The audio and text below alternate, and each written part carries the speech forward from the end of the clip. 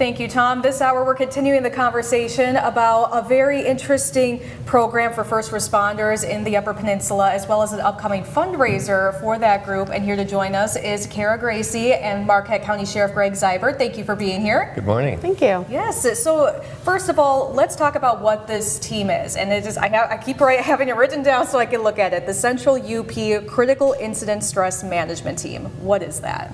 It's basically a team, and we respond to first responders that have witnessed a traumatic event. And everyone reacts different to an event, and sometimes it affects the person's life. You know, I've seen where they couldn't eat, they couldn't sleep, and it's something, and sometimes it's someone who's been doing a job for 30 years, but they see something in this incident that, oh my gosh, it looks like my son or my grandson, and he had the same pajamas on, and it affects them. And what we come in and we debrief, and everyone sees the incident from their own viewpoint. But when you get all the people together, it kind of fills in the puzzle so that they, oh, okay. When we ask specific questions, we have peers, and there's peer support after the fact. So that's the other aspect of CISM, is after the effect, we can help on so many different levels.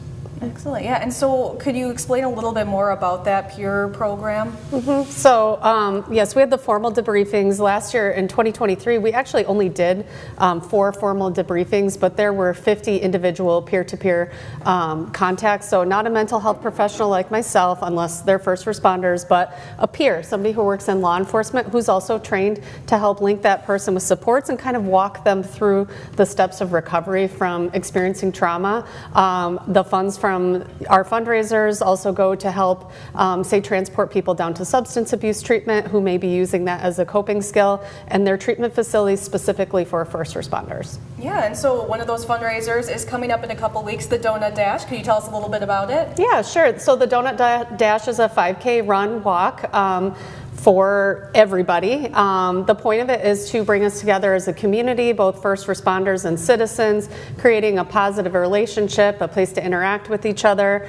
We have prizes, your typical 5K prizes, and then also we're encouraging departments of first responders to compete against each other for the fastest department, and then organizations as a whole for the most participants. Yeah, and I saw on the website that it looks like there's a lot of people coming together to help you guys put this event on. Mm-hmm. Absolutely, yeah. We have a number of sponsors. Our title sponsor is the Ben Lauren Memorial Foundation, and then also Superior Timing, Eagle Mine, Queen City Running, the Window Store, UPHP Provisions, Todix, Super One, and Huron Mountain Bakery. And then we also had a member of a class at MSHS designer logo. Cool. Yeah, so let's take a look at the events one more time. It is on Saturday, October 19th. The races start at 10 a.m. and you can sign up at runsignup.com. And then, do you also have a website for people to learn more about CISM?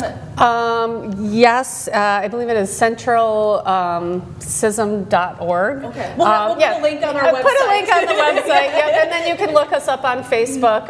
It's CISM Donut Dash on Facebook. Excellent, sounds good. Thank you two for being here this morning. Thank you for getting out. Yes, and we will be right back with more My UP Mornings after the break.